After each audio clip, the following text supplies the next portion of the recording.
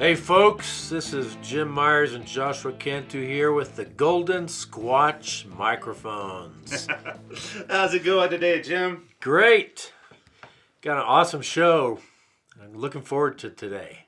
Yeah, we got a lot of good stuff. First off, we'd like to thank everybody that's been subscribing on Absolutely. YouTube, Instagram. We're almost to 1,000 on Instagram. Woo! Getting up there. And we broke 100 on YouTube.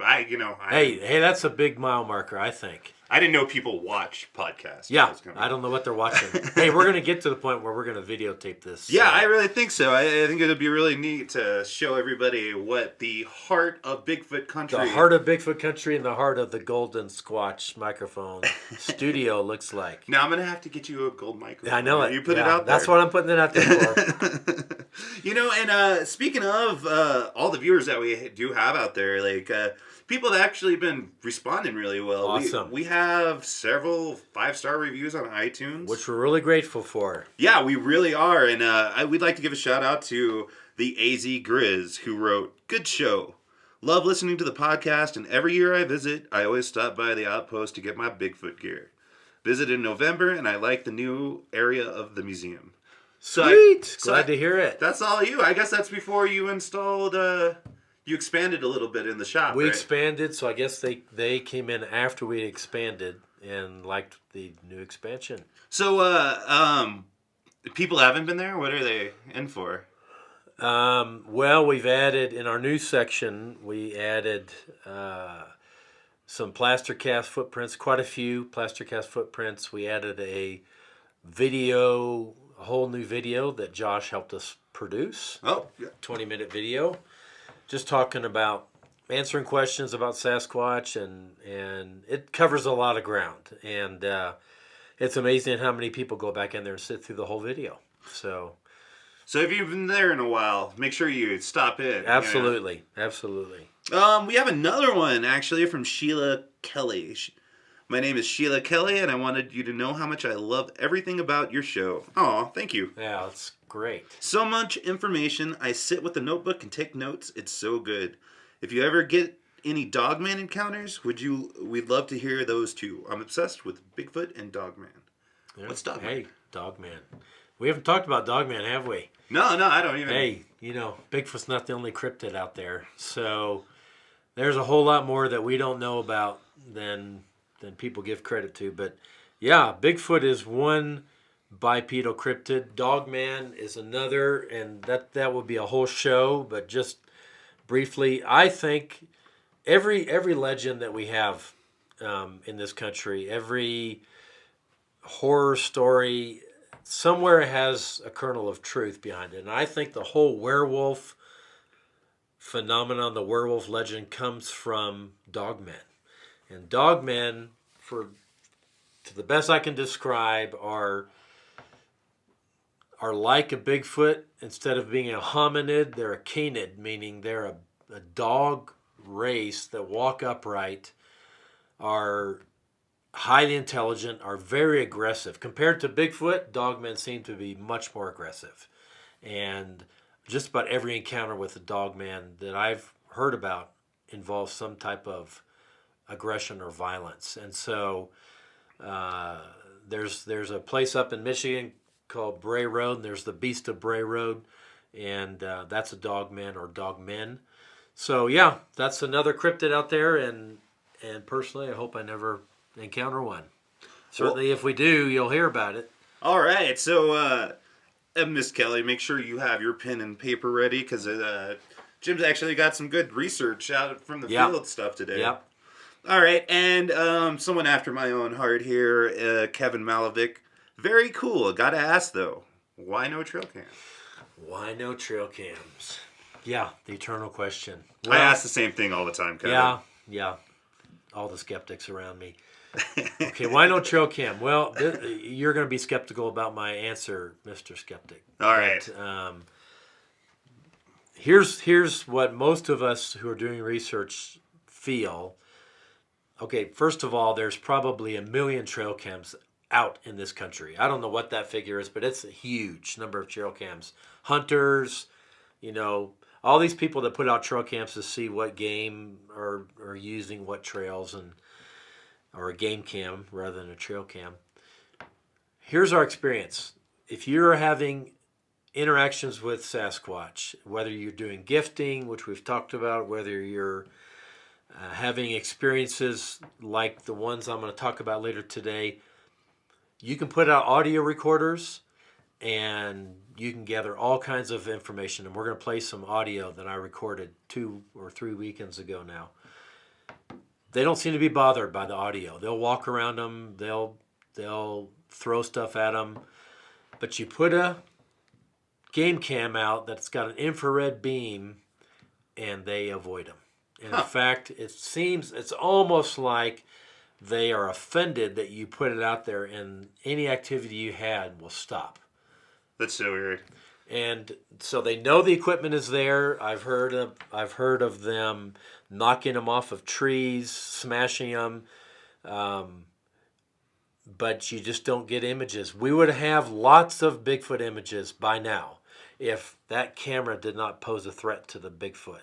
But they seem to know that they should not go in front of that infrared beam. I don't know how they know. They know. Hey, there's some cultures out there that believe you get a photo taken of you, it stills your soul, right? Well, and the great apes, when they put cameras out in chimpanzee and gorilla territory, they see it every single time. They see the camera and they walk up to them and they check them out, and they know this is a foreign object in their environment. So Bigfoot, well, no, there is more intelligent than that. There is something to that, because if you watch like the behind the scenes of Planet Earth, yeah, they've actually invented the Tree Stump Cam, which is an RC car with a camera on top of it that looks like a tree stump to fool the animals, so they act a little more relaxed. Well, I know that Survivor Man Les Stroud, when he was doing his Bigfoot series, and he as much as you could hide a game cam, he hit them and had them pointing in the right directions and everything, and they would never walk in front of it. They would never walk in front of it. So they'll walk around it. You'll hear them vocalize around the camera, behind the camera, out of range of the camera, but they just won't go in front of it.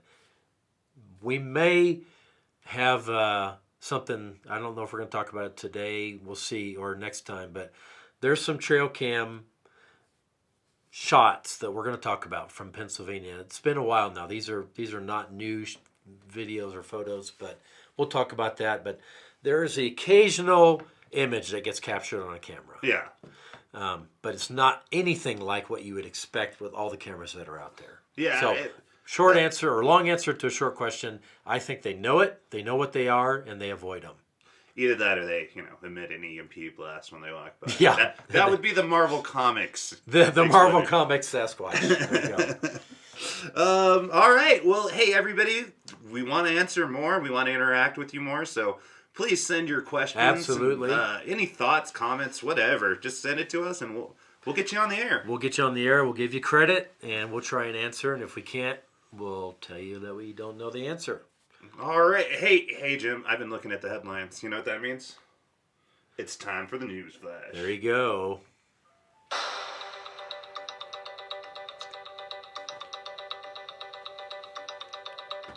So what you got? From the news. This is going to make you very happy. The Legend of Boggy Creek Restoration coming 2019. I murdered that sentence, but you know what I meant. I do. All right, so they're actually making it in 4K. Are they going to restore it, or they're making a new one? Yeah, Newsweek has a post, and they're actually restoring it. They actually have some of the archive footage that they've cleaned up for it. Wow. So people are going to be able to see this, clearly. Because when I admit, when I saw the movie when we reviewed it, it was kind of hazy, because it was hazy because it was made in the 70s. So, you know what? I mean, there was something we didn't really talk about last time, but the guy who did this documentary is actually known for another documentary that I love, or mockumentary as they call them in the biz, but it's the town that murder didn't forget. Is that the right? No, the town that dreaded sundown. Huh. This is a really cool. It's one of my favorite horror movies from the time. It's a fictional or non-fictional story? It's just like Just like Boggy Creek. Yeah, it's shot the same way, except for it revolves around a serial killer. Oh, Like it's kind of the Friday the 13th style killer, and which town or where was it? somewhere in Texas, I Okay. feel like, and they've actually remade it. Chainsaw Massacre, Shades of Massacre. But he I didn't realize that he had such an impact. He did both movies. Yeah. Huh. And he had such an impact on the type of film style that I enjoy. It's kind of this film style that we're going to be employing. Docudrama. Yeah, docudrama, exactly. It's really didn't know that. Yeah. So just like the first one, we're gonna be doing the same thing. Yeah, there you go. We're gonna be doing a docudrama, the first real docudrama since The Legend of Boggy Creek. I can't wait. I'm getting excited for that. So I guess that does it from the news. So let's talk about your little. You had a trip. Had a trip and had a lot happen that's worth talking about. Now, those of you who listened to the Coast to Coast broadcast, I can't believe we haven't talked about that last Saturday or Saturday before. That's it was this past Saturday. I'm pretty sure. it was Saturday before. Was it? Yeah. So I have no concept of time. it first of all, my wife was amazed I was still awake to do that broadcast. I know. Did you have to stay up till? I took a little bit of a nap. I got a room down in Denver and then went into the studio at KOA about 11 and then sat through the first 3 hours of the broadcast, watched from the other side of the studio, and then just the way it happened, I was the last one to be interviewed, and she only brought me in about 2:40, and the show goes till 3, so there wasn't much time. And So she recorded here from Denver. She recorded from Denver. It was broadcast out of KOA. Wow, I studio. didn't know. Yeah. I didn't know that. Yeah, live. I guess depending when she's broadcasting, when Connie's broadcasting as the host, it goes out of KOA Denver. Otherwise, it goes out of. I'm not sure where George Newry is.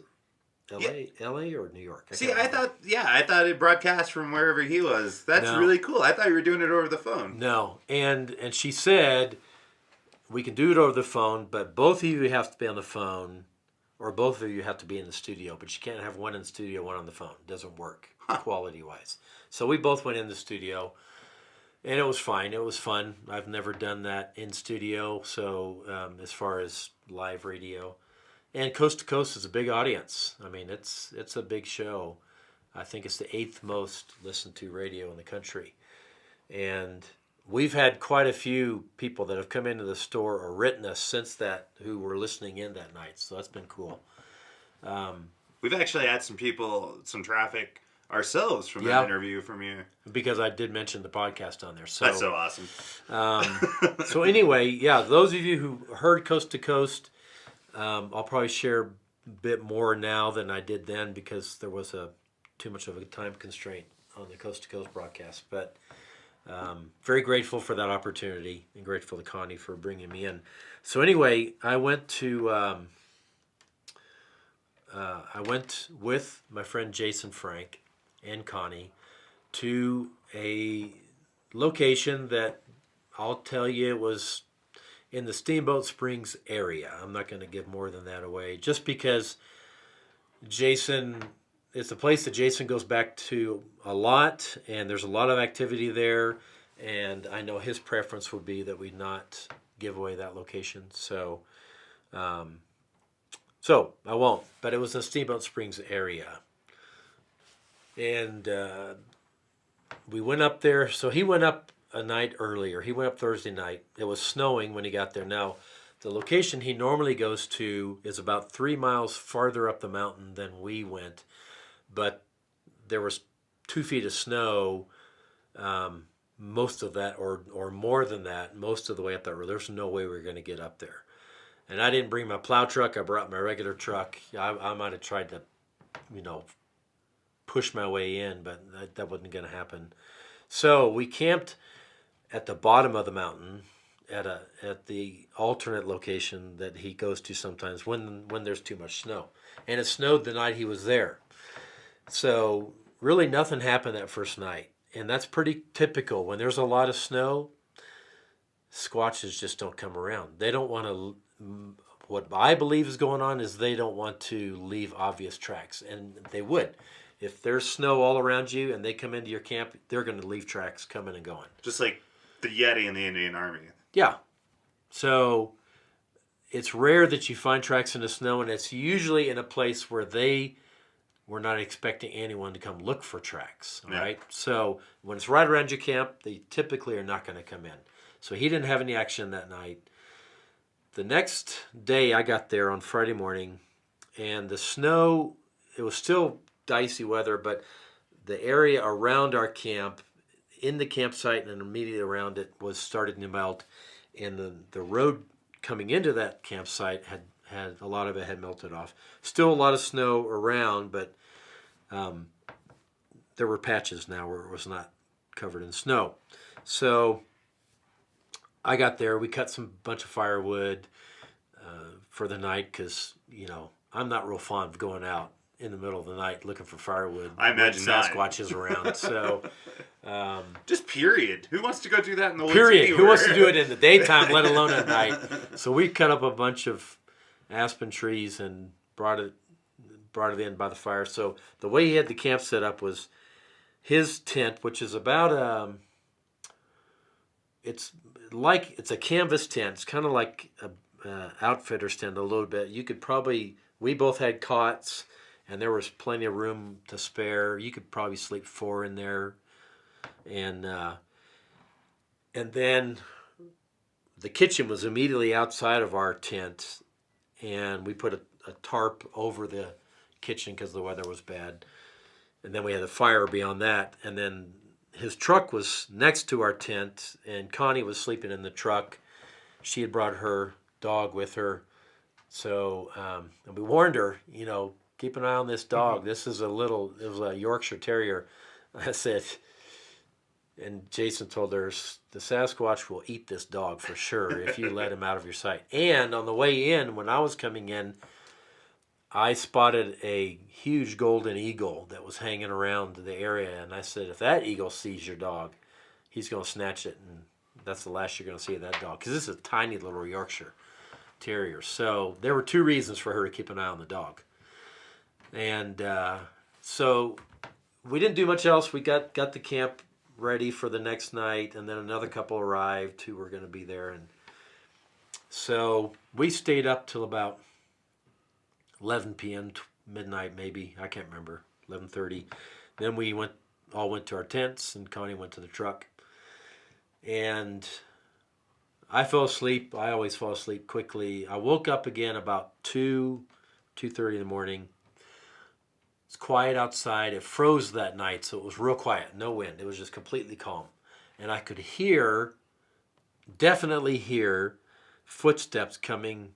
It sounded like walking up the road towards our tents, and it would be step, pause, step, pause, step, pause. You could definitely hear the steps, and it was like, I'm assuming it was a Sasquatch coming in. I mean, there was nobody camped anywhere near us because the road going up the mountain was closed, and we had the only campsite, and there was nobody else there. So we had seen cars come in and then turn around, and then we'd see them go out because they couldn't go up any farther on the road. So there was nobody there camped anywhere near us. So whatever was coming in was not people, as far as I could tell, and it came in quietly. May have been more than one, and they walked right up to the tent, and they were walking kind of outside the tent. I could hear the steps outside the tent. So that was kind of interesting. So then I fell asleep again. I woke up just at dawn. How could you go to sleep after that? Oh, listen, that's crazy. I was just really tired. I was really tired. I don't sleep well at night anyway, so I'm in my 0-degree sleeping bag, and they weren't doing much. I mean, they were so quiet. After a little while, I didn't hear anything anymore, and I just fell asleep. Jason sleeps through it all. He's had this 100 times. I mean, I woke. It was funny. His cot was far enough away. It was maybe 3 feet away, maybe 4 feet. I couldn't reach him without unzipping my sleeping bag and get out of the sleeping bag. And I didn't want to do that because I didn't want to make the noise. So I'm like, Jason. And he was just sound asleep. the second night I got a stick.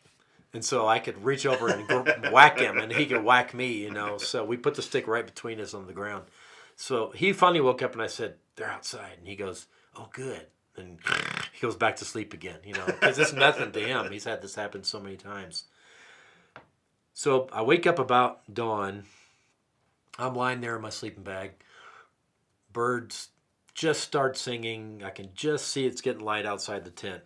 So I'm kind of lying there, and I see movement next to me. So we had our tent, and then we had a rain fly, a tarp over the tent to protect the tent from the rain. It was separate from the tent. I see the rain fly, looks like it goes up, and it comes down. I'm thinking, did I see that? So I look again, and then it goes up again, and it comes down. So something is out there playing with that rain fly. And so now I'm really paying attention. And then I could see something pushing on the tent from outside, different places. My jacket was hanging from a little hook on the inside of the tent. It was hanging against the wall, and I could see my jacket go push in, then come back out. So I'm like, okay, there's a Sasquatch out there just kind of checking this tent out and pushing. And as it got lighter and lighter, it's maybe 5:15, 5:20 now, I can see a shadow moving outside, back and forth. So it wasn't the wind because I can see something moving out there. At one point, I thought I could see the shadow of a hairy arm, but it was fairly low where the rain fly came down to maybe 3 feet above the ground. So I was looking at shadows of legs and stuff probably. But again, the kept pulling the rain fly up, and I don't know what it was doing out there, but it was crazy to think right outside. So I'm right next to the wall of the tent, and 2 feet or 3 feet from me, there's a Sasquatch out there just kind of messing with the tent. Now, Connie's on the other side of the tent in the truck. She's freezing to death. She hasn't run the truck all night because we told her, don't run the truck. We got audio recorders going. And you get a truck, turn on a diesel truck right next to you, and you're not going to hear anything else. So she was good. She didn't turn it on until... So I sat there. Now, why did I not grab my phone and hit record and record the video of this stuff? I don't know. Never occurred to me. It's just bizarre. So I'm just lying there watching this for probably 30 minutes. This thing's moving around back there, pushing on the tent. And then she got cold and she starts the truck. She's on the other side of the tent. She can't see anything on my side of the tent. And that's why it was messing with me and not on the other side, because she would have seen everything from... They knew, I'm sure, that she's sitting in the truck and can see everything. So at that point, it was gone. So, but it's funny how you doubt yourself after something like this happens. And it's like so many people I've talked to have had a close encounter. Later on, they're like, oh, did I really see that? Maybe it was something else. Maybe I'm mistaken, So throughout the day, I'm thinking, wow, that was an incredible experience. Or was it an experience? Maybe it wasn't. Maybe it was. But I know when I got out of the tent shortly after that, because I always get up early, I was going to make coffee. It was completely still. I mean, the ground froze hard, and I'm walking around looking for any footprints, and the ground was so hard there were no tracks, and it's just like crunch, crunch, crunch. So I know there was no wind outside, so It couldn't have been the wind. And I walked around the perimeter of that camp looking for tracks going in or out. There were none. So they came in the only way they could come in, which was down the road and then to our tent. Went through that day, went for a hike up the road by foot with another guy who was with us. We hiked in about 2 miles and then came back and didn't see any tracks, didn't see anything up that way. Got back. We were spending people stayed and chatted around the fire later than I do. I went to bed at like 9:30 or 10. They stayed up to like 2 talking around the fire. And my recorder, unfortunately, the batteries died. All I got was people talking around the fire. Yeah. On the recorder. So during the night, two things happened that were really bizarre. It was a very active night. By this time, a lot of the snow was melted, so there were lots of ways they could come into the camp, and the ground was soft. There was mud. There was no more. It didn't freeze that night. So I'm adding water around the tent to make more mud in hopes that we'll get some tracks. So during the night, this weird thing happened. I can't explain it. I'll just say what happened. I don't know what it means or what it was. But at one point, there was a light shining from above on the top of the tent. I saw it. Jason was awake. He saw it. We're looking up. It's a bright light. And I don't know how long had it been shining before I woke up and noticed it, but then it just went away. It wasn't like a flashlight. It wasn't like a car headlight. It was just shining down on top of the tent, and then it was gone. No other noise going on? No other noise. Quiet. But around that time, and I can't remember, my memory is a little fuzzy at this point. Maybe it's because I was zapped by an alien. Who knows? But I heard scratching on the side of the tent. Real faint scratching. And that's what's great about a canvas tent is that Sasquatch likes to play with it because it makes more noise than a nylon tent does. So I'm going to have to get me a canvas tent one of these days. So something's scratching. So I sit up in my cot. I'm still in the sleeping bag, and I'm listening next to the tent, kind of leaning my head in next to the tent. And my phone was between me and the tent on the cot. So I'm trying to find my phone. I'm like, where's that phone? I reach down, and I'm fiddling around, and all of a sudden, something either hit my bed, hit my cot, or grabbed the cot and shook it and scared me to death. I said, what the? I won't say how I finished that sentence. What the was that? And I woke Jason up, and I said, did you hear that? Because it made noise when it shook the bed or whatever. Scared me to death. And he goes, yeah, I heard that snort on his side of the tent. I said, no, I didn't. I'm not talking about that. I'm talking about something hitting my bed. He goes, no, but I heard something on my side of the tent. And he said, and a little earlier, I heard two voices talking behind the truck, two female voices. And he said it was Sasquatch. They were out there talking behind the truck. Like said, when he's saying talking like English?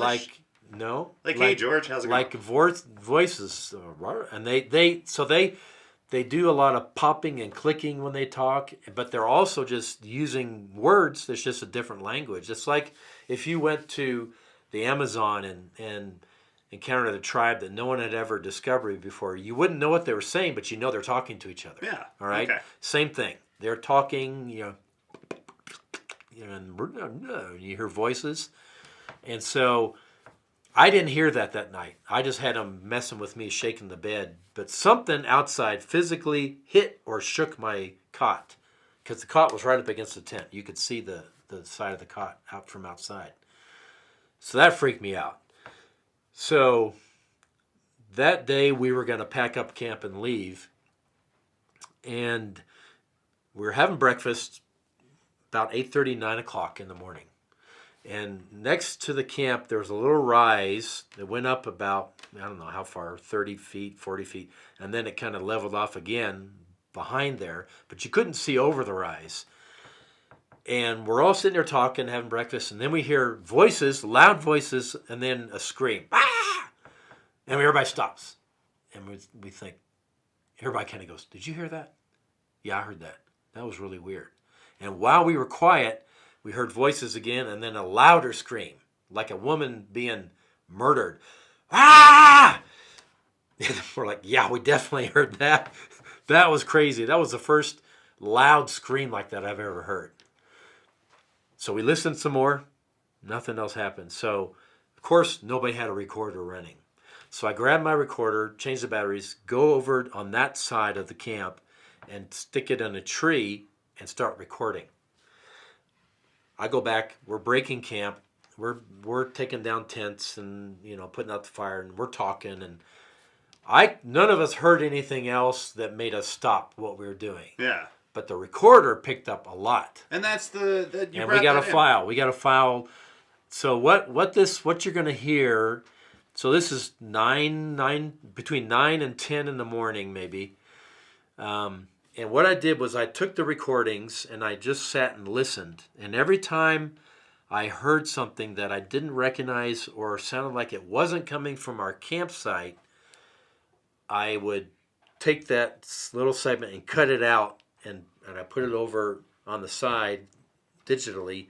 So what I've got is like 17 little tiny segments. It's like 2 minutes total, but 17 little segments of noises. So what I would suggest is that you have the ability to play them and stop it, right? Yeah. So you can play them. I mean, I may have you replay a segment, but what you're going to hear, to the best of my knowledge, were not sounds coming from the camp. They were coming from the other side. And this has just been edited to make it short. Just make it short. Okay. That's it. Nothing. No other editing has been done. All right, so we're going to try this because we tried to do this earlier, and I'm not sure. Are we hearing it? No. There may be a brief silence as it starts, but it wouldn't be that long. Oh, There we go. Okay, the little click was something being thrown at the... Whoa. You heard that? Yeah, it would sound like a tree. Yeah. Go back. We missed one file. All right, I'm going to go back to the beginning here. Yeah, here we go. And it's playing now. Okay, yeah. Yeah. Okay, this next one is... Okay, stop it. Did you hear that? Funny laugh. Yeah. That was not us. That was not, to my knowledge, there was no one in the camp that made that strange laugh. It was coming from the beyond the ridge, and I can only assume it was a Sasquatch making that strange noise. I mean, we just play it one more time, if you can get back to that. I'm going to try. It's hard without seeing the breaks. The time. All right, let me try it from there.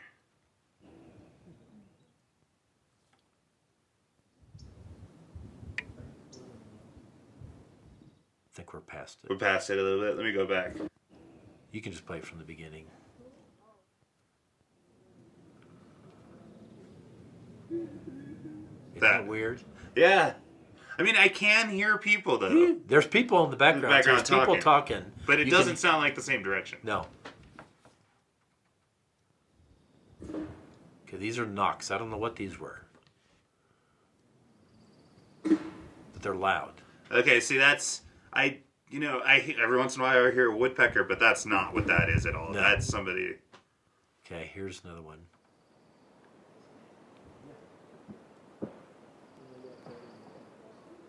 Okay, stop it. So there were 2 or 3 tree knocks. Yeah. So I wasn't knocking in the camp. None of us are knocking on anything in the camp. So these knocks were coming from the other side. So you hear knock, knock, knock, and then you hear a voice in the distance. Sounds like he's yelling, Luther! So I don't know, I wish I had it broken up so you could see where to start it. But if you go back slightly, you'll hear that again. Just went back a little bit.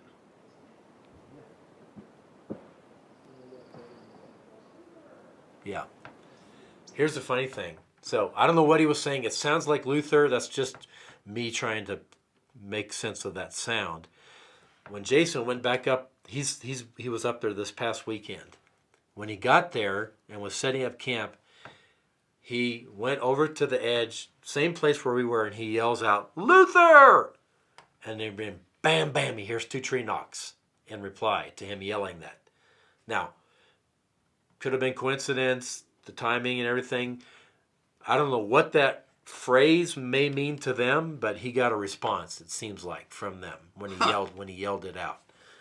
It could mean supper time. Who knows? I don't know, but you can hear it yelling over the ridge there, but it's not like a noise. It's a word. Yeah. It's a word. So and I do hear people's voices, but I honestly I do hear audio separation. Like they're coming. It's coming from a different direction from where and the people are chattering. I had a single external mic that was picking all the sounds up. So it's going to sound different coming from one side versus the other side where the camp is. You can hear us talking the whole time. You'll hear zippers unzipping because we're putting the tent away and all that. So let's just keep going. I'll try and... Alrighty. More tree knocks.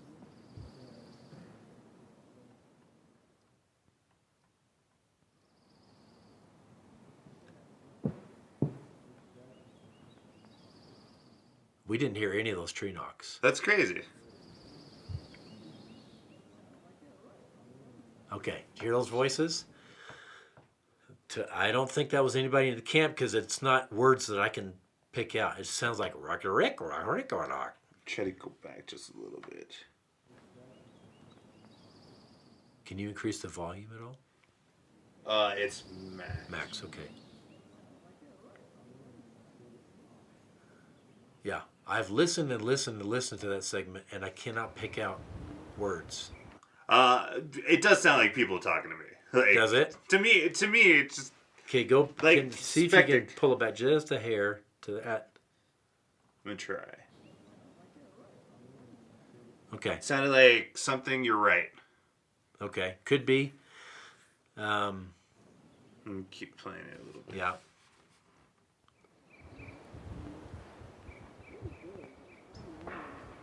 That was a tree knock. Can you hear the knock? But see, yeah, it's also the same. From my ears, it sounds the same as the person talking in the Okay. nose. But the knocks and stuff, man, I don't know. That's Yeah. crazy. That was something that hit the recorder. And it sounds close. Yeah. I can actually hear steps. Let's see.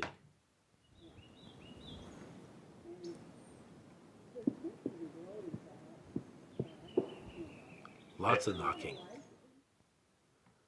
And you guys didn't hear it.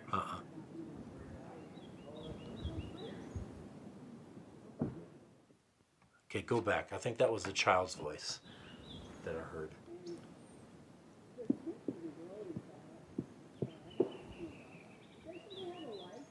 Not there.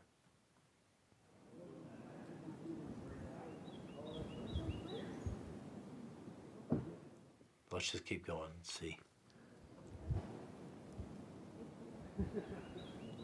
Oh, that's the last one. Yeah. That wasn't nobody in our camp. We were just talking with each other, but they hear this voice going in the distance. But there was one recording before that. It sounds like a child in the distance. It's definitely in the distance. You can hear a child's voice saying something. I'm trying to take it back just a little bit.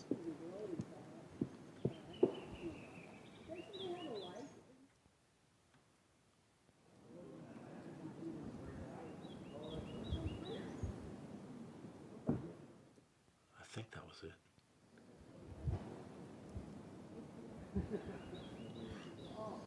So was that the awe you were talking about? That was it. And it sounds distant. It's not right next to us where we're talking. It was in the distance. And I don't know what that means, but it sounds about the same distance away as when the voice said Luther. Everything else, yeah.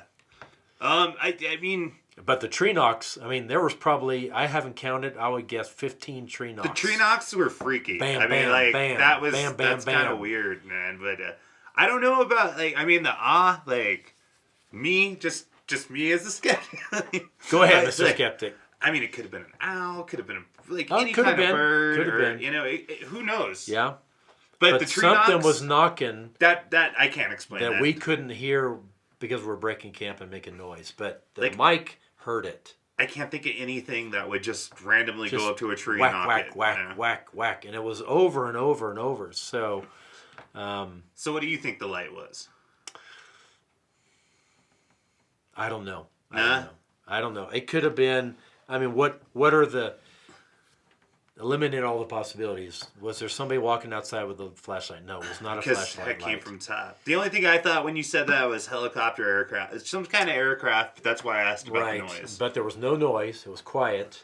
And Connie, who was in the truck, said that she saw a light shining from behind some spruce trees, she thought, that shone on the truck, then it shone on our tent. But it wasn't like there was a aircraft flying over or... I mean, it's just, it's a weird thing. And there's things that we're experiencing inside the tent sound-wise that she wasn't hearing because she's inside a truck with the windows closed. But there's things she can see that we didn't see from inside the tent. She said she saw a light, but she couldn't really tell how it was shining or whatever. But from inside the tent, we both saw it. See, and then it was gone. The only other thing I got is like a meteor. I've been out in the woods before and had something fly over me like a meteor, or just driving in the country. Well, Jason's had strange lights floating in the forest out in this area before. Call it an orb, call it something else, but floating past or I don't know. I mean, it was bright, it was there, and then it was gone. And so could it have been something from extraterrestrial shining on the tent? You know, we have Rob. God, is that his right? I don't know if I'm thinking of the right person.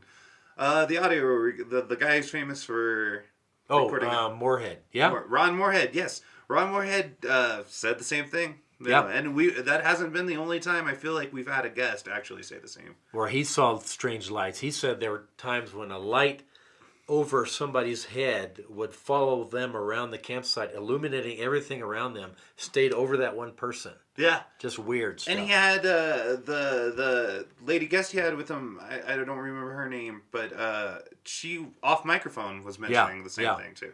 Yeah, Carrie. That is weird. It is weird. And I can't explain it, but it was just a weird light. And he was back there again this past weekend, and he said other than a whistle here or some other things he didn't hear, nothing happened. It was a very quiet weekend. So, same place, 1 week apart or 2 weeks apart, and nothing else happens. Oh, and I had so what I didn't say was that morning, the second morning, we found 3 handprints on my truck that none of us had made, and a footprint in the mud that was quite clear. We got any pictures of those? I do. Do you mind, would it be all right? I know you like to put the stuff in the museum, but do you mind if we actually post those pictures? I'll be happy to. I'll send them to you so we can post them on good deal. We'll have on our podcast site. But just know that those handprints, they were in a position that, you can see, like my truck has these ram boxes on the back, on the sides of the truck. When I open and close, if my finger marks are all around the locking mechanism. These were on the sides of the truck and down by the gas cap that were not there the day before. And so, and they were strange. The way the prints were made on the truck, I could not replicate with my hand. Nobody could. They were the way I'll show them to you and see what you think. But the spread was too far between the fingers. It was just bizarre. And so all I can say is it seems like they came around my truck because the one clear track we found was about 4 feet from my truck, 5 feet from my truck. Wow. So something was playing around on my truck at night. Well, that's crazy. I can't wait to see the pictures. Yeah. I can't wait for our listeners to see the pictures. So we'll have those up when we We'll have them up when we put this up, yeah. Well, I guess that's going to be it for this episode of You Don't Know Squatch. Thank you for listening in. Hey, thanks for sharing your story. You bet. That was really cool. And the audio recording. Guys, like always, please follow us on YouTube, Facebook, Instagram, wherever you can find us. We'd love to hear from you, your questions, your thoughts, your issues. Speaking of, I am sorry. One of the previous 2 episodes, the mic dropped out. I didn't notice until we were editing, but everybody heard me all right. I just want to apologize to the fans. Yeah. But yeah, so we look forward to hearing from you guys. Thanks for listening. Thanks for watching. And until next time. You Don't Know Squatch.